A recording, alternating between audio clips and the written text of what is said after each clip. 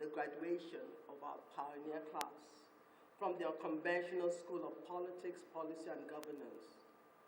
We moved from dreaming to planning to execution. We did great.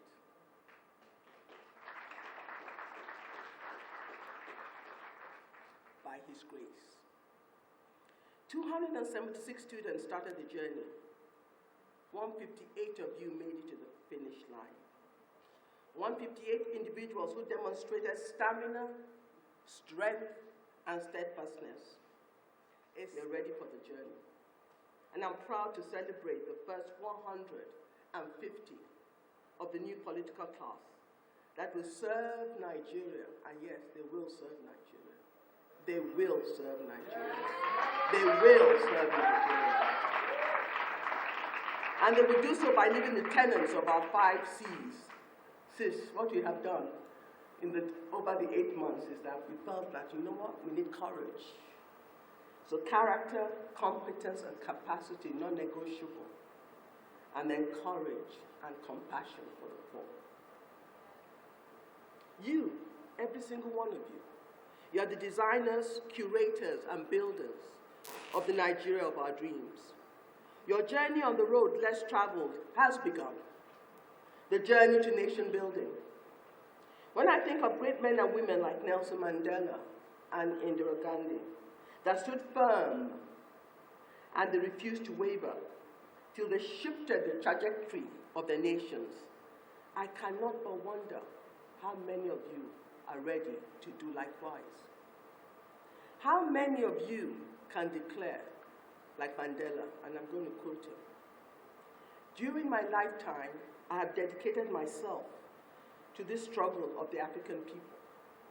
I have cherished the ideal of a democratic and free society in which all persons, without exception, live together in harmony and with equal opportunities. It is an ideal which I hope to live for and achieve." Then he says, "But if need be, it is an ideal for which I am prepared to die." To navigate the future and to think like this, you will require several qualities. It doesn't happen overnight. It's a journey of perseverance, of sacrifice, of death to self. And there's so many of them, but because of time, I'm going to mention just 3. The first, and I think you've learned this really well, the first is an unquenchable quest to raise standards. I repeat, an unquenchable thirst to raise standards. That's what we need. The first rule of nation building is to raise standards. All great nations begin their journey to development by raising the standards of governance, the rule of law, ethics, and the standard of public education and health. All citizens, without exception, must conform to these raised standards. Let me stress this again. All citizens, without exception, must conform to these raised standards, starting with every single one of us in this room. The second quality is to learn how to kick down limiting doors. Not just the internal doors within you that prevent you from rising, but more importantly, the limiting doors that's external, the external doors of society, the doors of injustice, the doors of lawlessness, the doors of wickedness, and the doors of religious intolerance. I remember over a period of 5 years, and I have a few friends here that I know will remember, that I will deliberately and intentionally kick important doors down. I have kicked the front door of Winston Churchill's house in the United Kingdom. I have also kicked the door in South Africa, where Nelson Mandela was housed for 2 years after he was released from prison. He refused to go back into society till apartheid was completely abolished. Finally, I remember kicking the door where Indira Gandhi and Margaret Thatcher lived at Somerville College, Oxford University, my alma mater.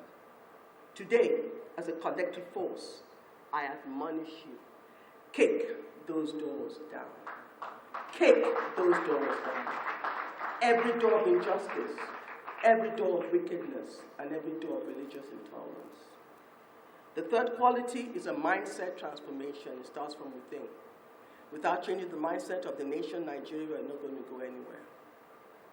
And it takes a certain kind of people to transform a nation. Reformers think differently. They behave differently. It's the reformers' mindset that will change the current narrative over Nigeria. We have a mission, you and I. And we're in it for the long haul. Are we not? For the long haul. Yeah. To raise an army, strong and mighty, with individuals that refuse to do things in the same old way. They are courageous, and they're not easily frightened or deterred. They have a roar that you cannot ignore. I hope you're getting ready, because we have to do that final roar. Yeah. They stride across the African continent, leaving footprints of integrity. Their footprints replace those of corruption, dishonesty, and the unsavory attitude of what's in it for me. Through your mini SPPGs, as alumni, I challenge you to raise an army who think in this way and are ready to build the new Nigeria. Remember what our keynote speaker said, a new Nigerian network for change. I like that, sir. It sounds good. And it will become a reality. And then he said something that Winston Churchill said over and over again, never, never, never give up. I'm going to slowly close by talking about Martin Luther King, who on the 28th day of August in 1963 delivered his famous speech, I Have a Dream. 60 years later, whenever I hear these 4 words, my heart burns. My spirit is ignited, and I feel a strong desire, a really strong desire to release my roar. I have a dream that my children will see the new Nigeria where justice, peace, truth, and unity reign. A Nigeria where the child of a nobody can become a somebody without knowing anybody. My sister, Aisha, thank you. A Nigeria where the education I receive does not depend on the wealth of my parents or the location of my birth, but I get the same quality education regardless of location or social standing. A Nigeria where the 13 million out-of-school children find a school and they learn. A Nigeria where access to clean water and 24/7 power is a right, not a privilege. A Nigeria where economic growth and prosperity undergirds national development, and you can comfortably eat 3 square meals a day. So yes, the designers, the curators, and the builders of this new Nigeria are here, and it is you. I close by thanking our 90-strong faculty who did an outstanding job preparing you. So many of them are applauding you right now. I can hear them. I thank Team SPPG, the best of the best, for their doggedness and relentless hard work. And I must thank our scintillating, stellar, pioneer, Dean.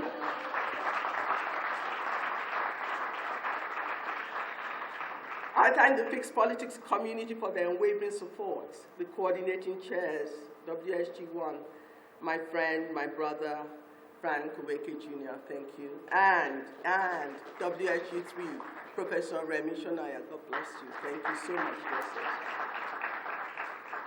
But today, most especially, I thank you, our pioneer students, for stepping up, stepping out, and saying a loud yes.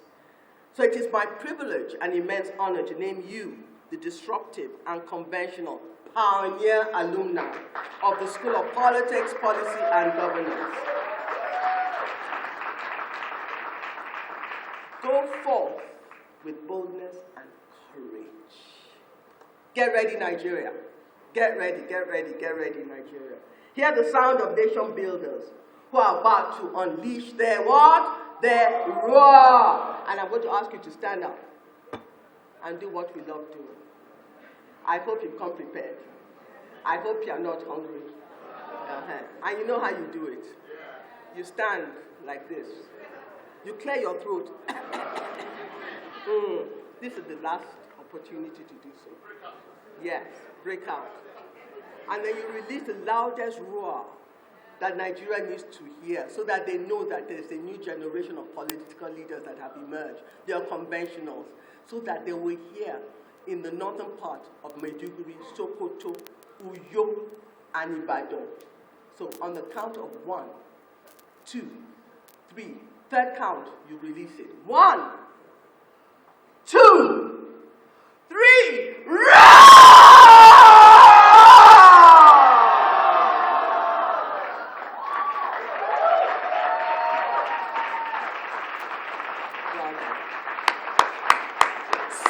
So proud of you guys.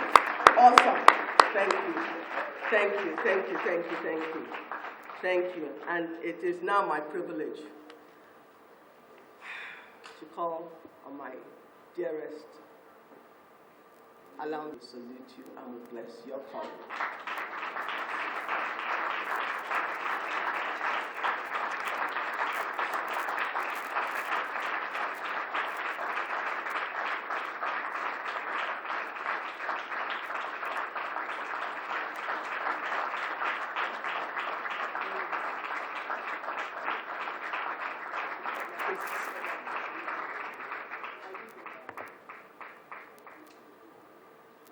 The 2019 elections,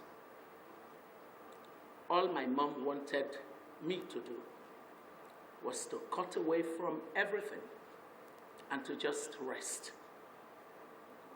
She was really a mother of a little child all over again. She just simply wanted me to rest. She said, "Nem, you've done enough. You've cried for this country. You've agonized for this country. You've been insulted for children that you did not even ever know existed until they were taken away.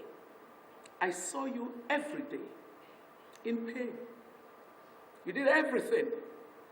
The only thing that some people do is curse you out for actually being what society should be."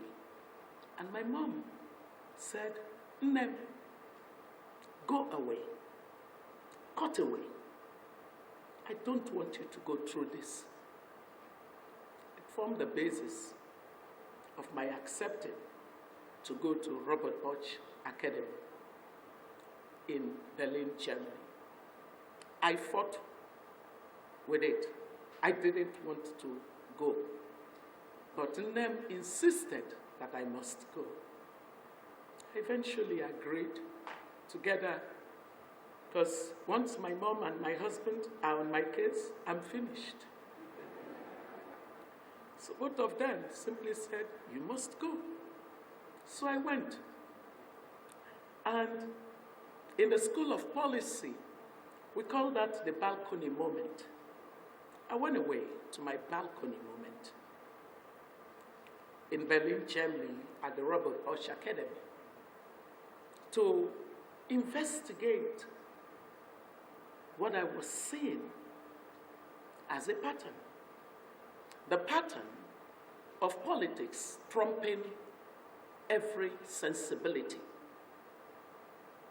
for development, not just in our country, but across Africa. And for the fact that it just appeared as if we did not yet fully comprehend that we've been entrapped, that it's an entrapment from which we would not break out until we could understand how deep the strictures of what's holding us back go. And that's why I want to thank you, the incoming governor of my state, in whom I have great delight.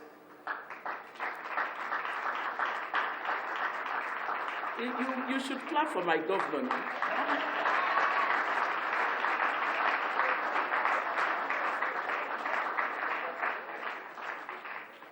He hasn't been to SPPG, but he had been to SPPG, because he spent his life preparing for this time that has come. That fixed politics research was very fundamental to my understanding what he said to me in 2009 when he first ran for office. I looked at Charles as we knew him, and I said, how can you do this? You're running for office. You're going to be swirling around these politicians. What do you think you're doing to yourself? And Chukwuma looked at me and said, my sister, if we don't embrace politics, we're wasting our time. And I told him he was wrong and I was right. So I thought, how about Nuhu Ribadu, who when in 2011, was it? He decided to run for office. I said, Nuhu, you want to run for office? And look at the people you're going to be hanging around with running for office. Nuhu said, my sis, we must rescue Nigeria. And I thought, no, we tried rescuing Nigeria. We were in government. We did the work of policy makers, and we gave our whole lives to it. Oh, some of you would not understand, because the only side that you want to see is that everybody is the same. No, gentlemen, no, ladies, everybody is not the same. We're not all the same. We all make our different choices. It is part of the destruction of our society for people to say to you that everyone is the same. I take great exception to that. I am not the same with everybody. We refuse to be defined by the concept of everybody in the negative narrative of what it represents. And so these two friends and brothers went ahead of me in understanding that politics is actually what defines governance, and that you cannot get to good governance without the route of politics. And that we, people like me, are the epitome of the classic idiots that Plato spoke about. It is the idiot that allows those that are contemptible to be the ones that will determine their own lives. Who determines your life in Nigeria? It is the political class. To the extent that it is the lowest common denominator that you choose to allow to determine your lives, you are the worst idiot, not even those who make you to be an idiot. That's what Plato said. Plato said that those who disdain politics will ultimately be ruled by their inferiors. Those who disdain politics will be governed by compound idiots. Those who disdain politics will be governed. He didn't even use the word governed. He said ruled. And is that not our situation? We're ruled. We're not governed. And so, going to do that research was important for me. It awoken that aspect of my brain that had made me say to the people of Anambra State at the time that I was the minister from that state, and who was supposed to be the leader of the party, Chukwuma is laughing, because he remembers how I chased them out of my office and said, don't come near me. Forward, carry your politics and go. I was a fool, because nothing would have happened to Chibok girls in the way that it happened to them if we had the right kind of politics in this society. The denigration of the Nigerian citizen world over would not be what it is today if we had the right politics. 9 out of 10 children that go through primary education in our country would not be lacking in just a basic level of foundational literacy and numeracy if we had the right politics. If we had the right politics, the number of women that die in Nigeria in 2022, giving birth to children, would not be as close as the number of children, of women that die giving birth to children in Afghanistan or Chad. It is because of politics. It is politics that has made the economy of this society to be so dismal within the context of all the endowments that we have. And yet, we are called, because data shows it, the world capital of poverty. It is politics that has distorted all the possibilities of our society. It is politics. Governance is what happens after politics is forged. That's why my theory of the triangular pillars of democracy, looking at the demand side issues, the supply side issues, and the regulatory side issues of any democracy, was very insightful for me. What Nuhu Ribadu and Chukwuma Soludo could not achieve in doing, in letting me understand how important being attentive to the politics is, that research helped them achieve. Because that research says to me, and I've shared it with you as students, that even by the year 2100, right? That's 2100, meaning 2020, 2030, 2040, 2060, all the way to 2000, you should not expect any radical change in the fortunes of the continent of Africa until Africa fixes its politics. It's that deep. It's that deep. You cannot play with the lowest degree of your citizens as your political leaders in your public space and expect that something will just happen. Nothing happens that is not made to happen. Ladies and gentlemen, this day is a day for a call to action to the students that have given their all, many of them, with all the challenges of life, and yet committed themselves to 3 hours of continuous lecture every day for 8 months.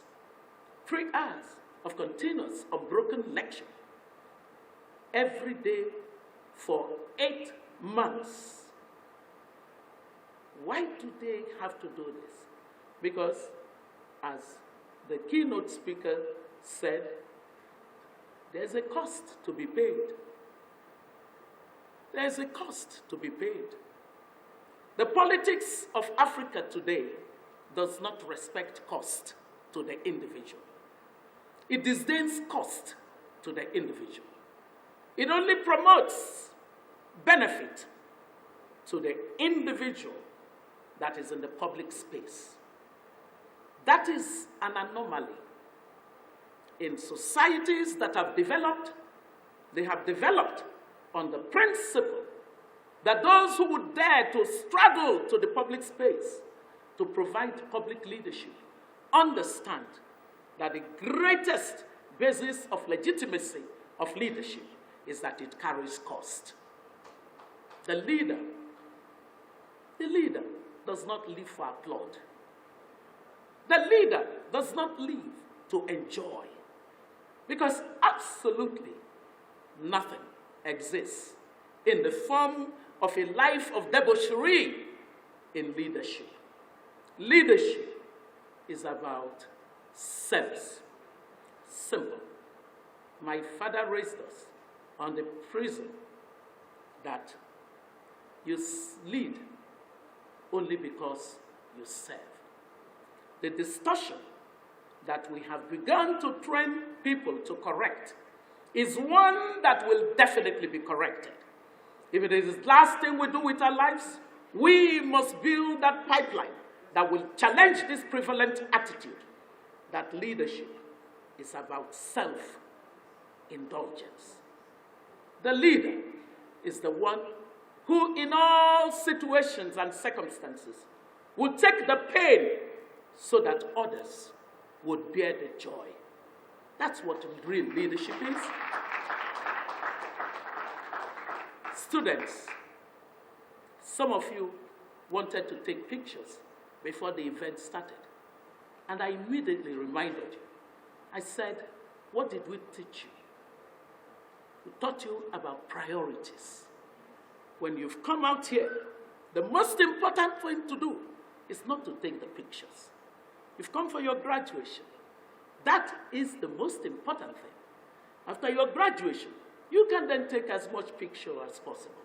Why did I bring that lesson back to you? Because our continent has been led by people who thrive in majoring. They major in the minors. They major in the minors. A continent where the tail wags the dog. That's an anomaly. It's an aberration. It shouldn't be. This society must be contested for. And you are the ones who have pioneered that contest for the space of our public leadership. The space of our public leadership cannot be the monopoly democracy that fixed politics found it to be. That monopoly democracy will be destroyed because you have become. Ladies and gentlemen, it's not just in Nigeria. This year, we're going to establish SPPG in at least 6 other African countries. Because we are determined to start that war you spoke about. It is about the mindset revolution. There was a liberation to get us out of the rulership of extractive colonialists. It is now time for there to be that revolution, that liberation struggle to get us out of the shackles and the stranglehold of internal extractors. For this extractive political class, pioneer class, SPPG, 2021 class is on the move. I thank you very much.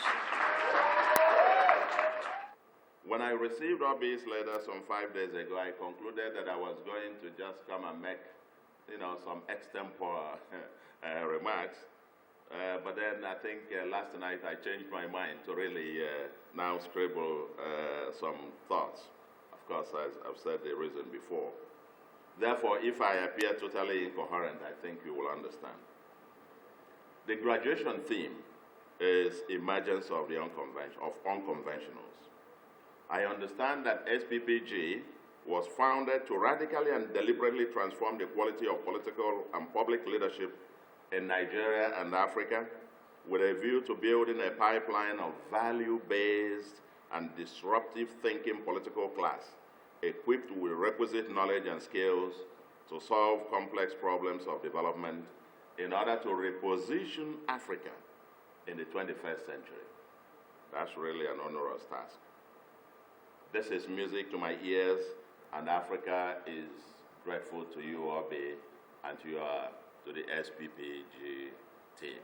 I must confess and apologize that I wasn't able to join in part of the exciting moments when Obi approached me to participate, providing some of the lectures. That was also the time we were in the field. Hopefully in the future, someday, I will be able to join. In 1999, and you can realize why I'm so grateful, I co-authored a book entitled Our Continent, Our Future, African Perspectives on Structural Adjustment. In 2000, I was a long-term consultant in a Pan-African project that resulted in a book published by the World Bank entitled, Can Africa Claim the 21st Century? In both books, we identify the centrality of disruptive leadership and the developmental state in Africa's renaissance. A little over 20 years later, the SPPG has set out to walk the talk by working to deliberately orchestrate the emergence of leaders with knowledge and capabilities and character. You can therefore understand why I am personally elated to be speaking at the first graduation ceremony of this cohort of emerging unconventional leaders. Congratulations to you all, and in a few seconds, I will also be commiserating with you as well. You volunteer to be in this team, and my charge to you is to go out and make the difference. I've had it. I'm glad I had the opening remarks. Be the change that you want, that you have offered to see. I see a pastor here who had a pamphlet on that. It says it's to be the change you want to see. Africa is waiting for you. Africa is watching you. Do not let us down. On leadership, Africa has had a checkered history. While some see only the dark spots, I actually see multicolors of the good, the bad, and the ugly. While the bad and the ugly dominate, I always try to avoid what our other sister, Chimamanda Adichie, called the single story of the African narrative. In some ways, part of our future is in our past. When I read about the plans, the values and passion and accomplishments of some of Africa's liberation/independence leaders, such as Julius Nyerere, Kwame Nkrumah, Nelson Mandela, Patrice Lumumba, Nnamdi Azikiwe, etc., I have cause to smile as an African. Back home, I am inspired by the examples of Aminu Kano, M.I. Okpara, Obafemi Awolowo, Sir Ahmadu Bello, and countless others in our first republic. We can fill up hundreds of pages as eulogy to our gallant and patriotic past heroes and heroines, including those distinguished civil servants, captains of industry, journalists, civil society activists, musicians, etc., who worked hard and some even paid the supreme price to see Nigeria a better place. In our more recent history, especially since 1999, we have seen occasional glitters of hope here and there, but despair deepens. Around the continent, there is a mixture of bright and gloomy stories. Africa rising was not just a fluke. The dark continent remains potentially the land of opportunities and could indeed be the global economic driver of the 22nd century. But the time to lay the foundation is now. The second scramble for Africa is raging, with the Chinese on the loose. Africa indeed needs new orchestra teams and new songs. It needs to run at the speed of 1,000 kilometers an hour to seize back its future and shape its narrative. The graduates of SPPG have therefore onerous and daunting tasks ahead of them. You have my commiserations, and I will come to that in a second. With some 140 multidisciplinary topics covered in the past 8 months, what can anyone tell you in terms of knowledge? You have it, and also know where to find more if needed.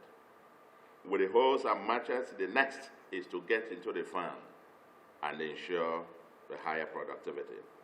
That farm is the field of politics, policy, and governance. I'm sure you carefully studied the nature of that farm in Nigeria and Africa, and I wish you good luck as you try to navigate through it to leave the society better than you met it. But let me suggest for emphasis that indeed Africa needs a new liberation movement. The first struggle was liberation from the colonial masters. The second will be liberation from rentier politics and politicians. We'll have to organize to liberate the society from rentier politics and politicians. For me, there is almost a sense of nostalgia recalling the mission and the accomplishments of our founding fathers, especially as we contemplate the world without oil in Nigeria. Much of the existing social order in Nigeria today is founded on competition for and distribution of rents. Oil and the easy money that came with it destroyed the social fabric, and the elite created new institutions and political structures to maximize their gains.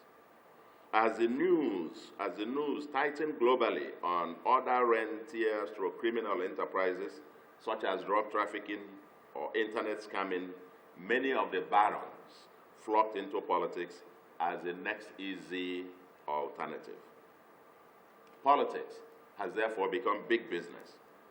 Appointment or election into public office is seen largely as an opportunity to, quote, eat, rather than a call to selfless service.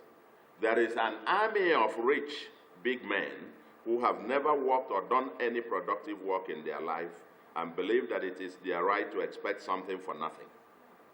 The tiny, less than 1% elite have a stranglehold on the public purse, sprinkling occasional crumbs to the citizens as dividends of democracy. The citizens themselves, either out of helplessness or acquiescence, join the party, expecting politicians to dole out pittance out of public treasury in the name of charity.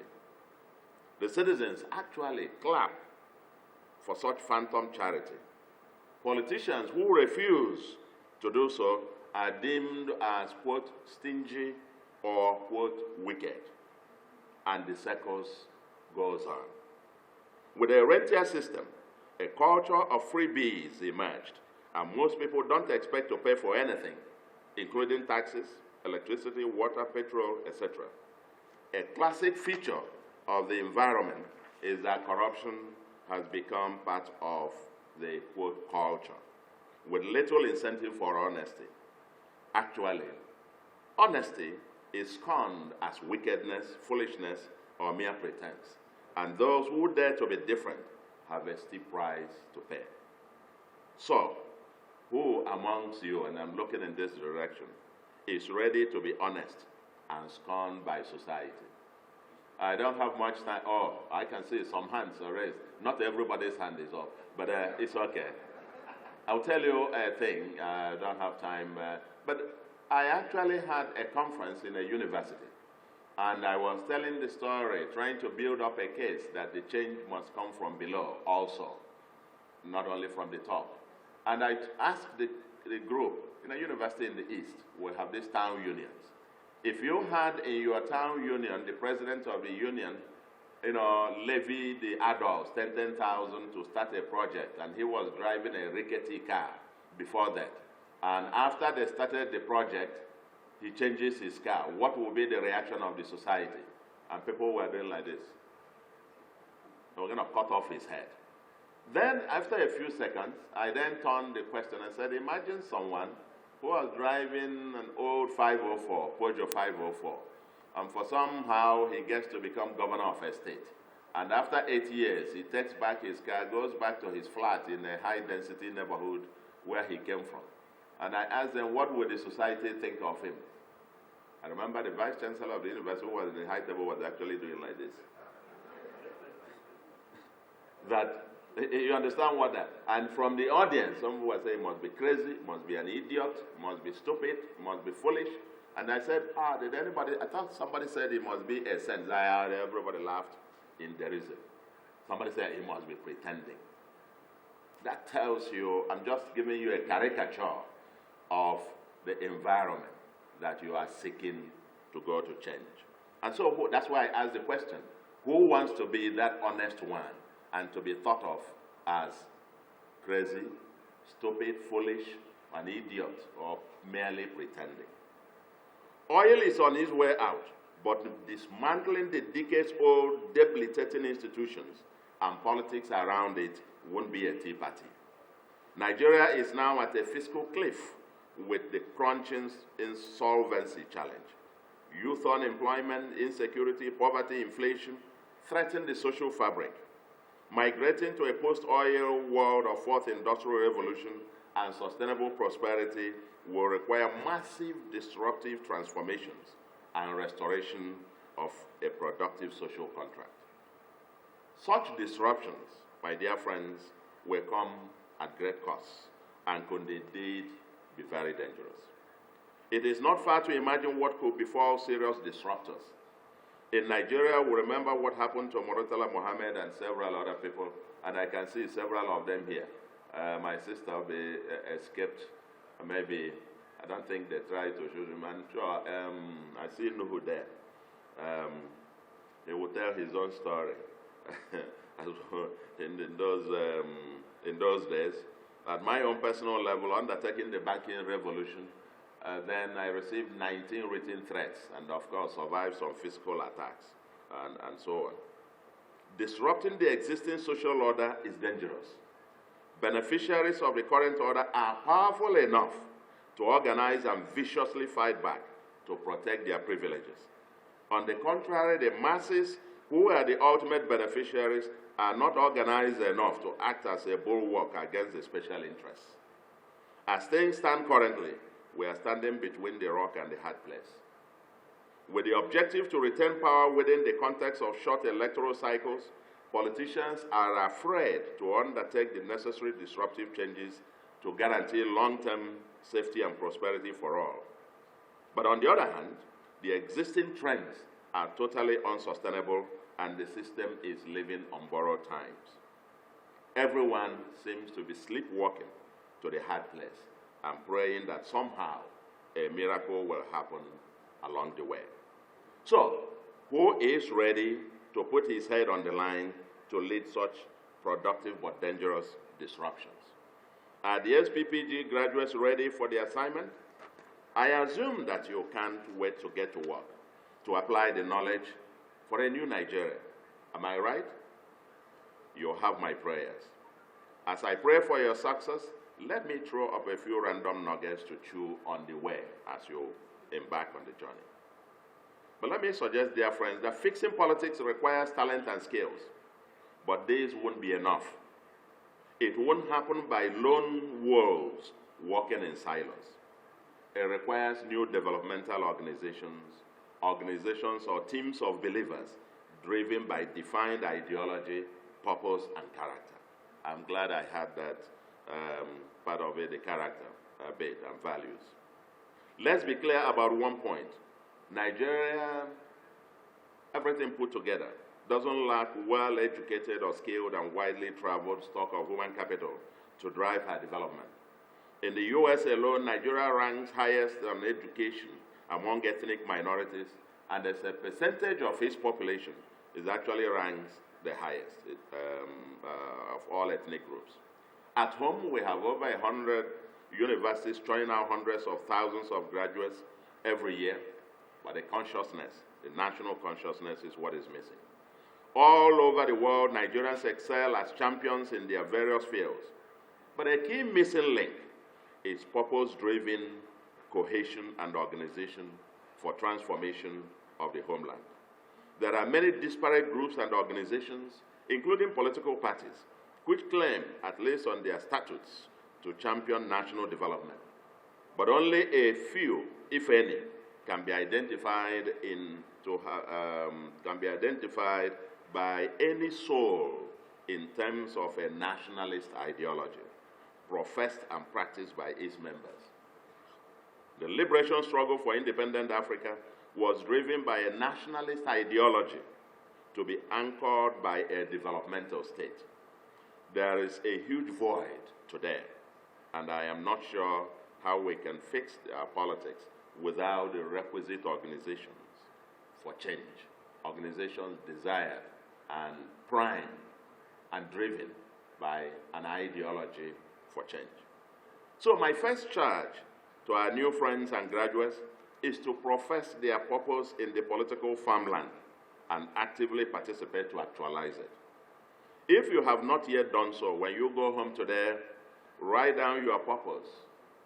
What do you want to achieve in the public arena? Put it in the public arena and paste same beside your reading table or anywhere for everyday reference. Write down your purpose. Then join a political party, a civil society organization, or organize alternative better platforms of leverage. You may better disrupt from inside than outside. Organization is power. The key is to participate in the process or stop complaining. For Nigeria, most people focus on politics in Abuja, and we have for too long tried in vain to fix Nigeria from the obtuse center. It is time to try fixing it and its politics from below, from the sub-national units, getting to the local governments, to the villages, to the clans. If you have something to offer, go and run for office. Win or lose, your participation will add something to the process. And I want to suggest that in doing that, you must persevere, endure, and remain focused on delivering your purpose. I first showed up in 2009 to run for the governor of my state. I came, the abracadabra happened. We went back and continued. 2013, I came again. I was actually disqualified as not being qualified to run. I went back and we continued. A friend of mine said, you continue to go to the gym, another 4 years will come. And we have kept coming, and finally, we are inching closer to the goal. So, don't give up. If you have a purpose, if you intently believe it, never give up. Never give up. For starters, let me suggest that the alumni of SPPG should form themselves into a new Nigeria network for change. As SPPG expands, an African network would emerge. Over the next decade, I can see a network of thousands of Africans who share a common template for redeeming our heritage. A Pan-African movement may eventually take the stage by storm. The SPPG graduates must literally inculcate and profess a messianic philosophy as the driving force behind their network. It is good to look up to a role model for continuous inspiration, or let each SPPG member carry the badge of honor and integrity everywhere. It will, for me, be personally gladdening to see graduates of SPPG keep reminding the society. For example, I was once in Ghana, and we're talking with a Ghanaian, somebody civil servant, and said, no, in Ghana, we don't do it this way. I was touched by that. I've never forgotten. And how sweet will it be to see graduates of SPPG keep reminding society some things like, as a graduate of SPPG, there are things I can't do. End of quote. There are things I can't do. Or, as a graduate of SPPG, I always stand up for public interest and not for personal gain. Or, I am prepared to pay any price or go to any length to make Africa great. Just do something. Say something different. Do something different. As part of your participation, please, deliberately mainstream volunteerism. I had it now here, and I want to encourage you to do that. Don't waste your new skills or wait until you are in public office. Find or create opportunities to deploy them now. Volunteer to teach an hour a week in a local school. You can never imagine the impact. Volunteer in community service, providing information and helping with environmental management, traffic control, public education and lifestyle changes, mentor children and youth, etc. The list is long. Indeed, volunteer to serve in the village government or clan. Barack Obama failed his election the first time and went to offer public community service. And then from there, attempted again and again until he became president of the United States. So don't give up. Don't say, until I get there. The task begins today. That's my message, my key thing to charge to you. Fixing politics requires illustrative personal examples. As Mother Teresa advised us, if you can't change 1 million lives, start with one. Won't it be great and a new dawn if on daily basis each member of SPPJ alumni posts what actions he or she took on that day to be the change that he or she desires. Imagine the spin-off organizations around Africa with millions of members over time on the same vision and mission. Obviously, something will give. And dear friends, I won't end these remarks without reiterating the centrality of purpose in the field, in the bid to fix our politics. Purpose is everything. If you have not read it, I sincerely recommend the book entitled The Purpose-Driven Life. What on Earth Am I Here For? By Rick Warren. Purpose is deeply personal. Everyone must have that personal deep reflection and answer that question. What on earth am I here for? For some, the answer is roundly selfish in the context of politics or in life generally.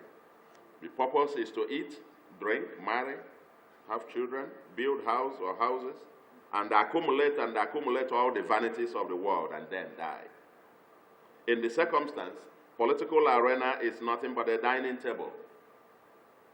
I know many people trained in some of the best universities in the world and widely traveled, but who complain about being deployed to ministries considered, quote, dry, rather than the ones that are considered juicy. In that context, dear friends, it is no longer about, knowledge or skills, but it's about purpose. For others, there must be a divine purpose why God, in his infinite wisdom, decided to make you an African and Nigerian.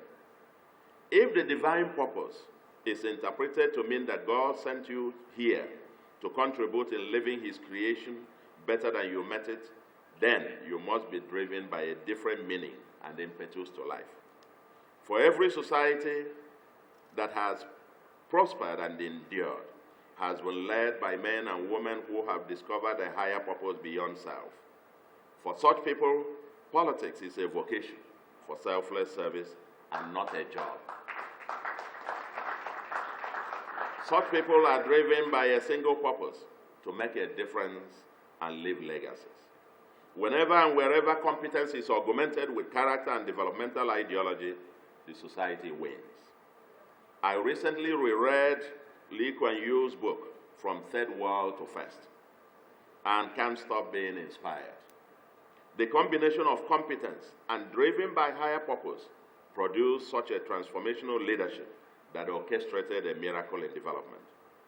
In one of his last speeches before death, Lee Kuan Yew observed that he and his colleagues were prepared that even if they had to die trying to make Singapore great, at least they would have died for a purpose. I don't know what inspires you or who inspires you. The choice is personal and the choice is yours. But if perchance you choose, as I believe you have elected, to join the crusade for a better Africa, a better Nigeria, and knowing the missiles that will come your way as you strive to do good and be different, let me encourage you with the great words of President Theodore Roosevelt in 1910 on the man in the arena. You now aspire and you have volunteered yourself to be the men and women in the arena. And the statement says, I quote, "It is not the critic who counts, not the man who points out how the strong man stumbles, or where the doer of deeds could have done them better.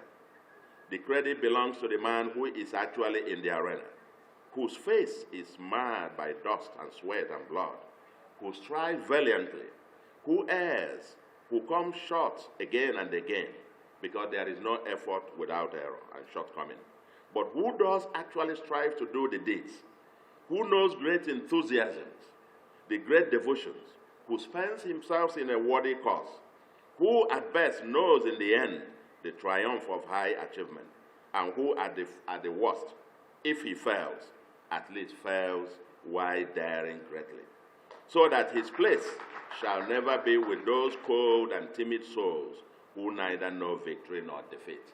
End of quote. And dear friends, I will then end with this simple prayer for you. May God of Africa grant you the wisdom to discover the divine purpose for your life and the wisdom to know what is right, and very importantly, the courage to do it. God bless you, and God bless America.